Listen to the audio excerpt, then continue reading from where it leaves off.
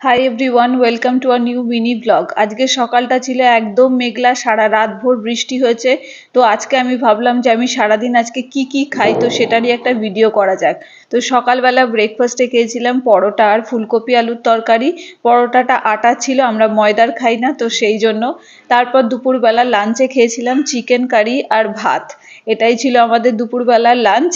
আর সাধারণত আমি 3 টাইম খাবার খাই, তো সেটাই আমি শেয়ার করছি আজকে। আর তারপর লাঞ্চ করার পরে খেয়ে নিয়েছিলাম একটা কমলা লেবু, যেহেতু আসামে খুব ভালো কমলা লেবু পাওয়া যায় আর এটা খেতে দারুণ। তো প্রত্যেক দিনই প্রায় একটা করে খেয়ে থাকি এই কমলা লেবু। আর তারপর রাত্রেবেলা হঠাৎই সন্ধ্যে থেকে কারেন্ট অফ, কিছুই রান্না বান্না করতে পারিনি, তাই রাহুল নিয়ে এসেছিল মোমো আর তন্দুরি চিকেন। তো এটাই ছিল আমাদের রাতের ডিনার। রাতে আমরা ক্যান্ডেল লাইট ডিনার করেই খেয়েছিলাম। তো আজকে মিনি ব্লগটা এই পর্যন্তই। যদি ভালো লেগে থাকে প্লিজ চ্যানেলটাকে সাবস্ক্রাইব করে দিয়ে পাশে থেকো।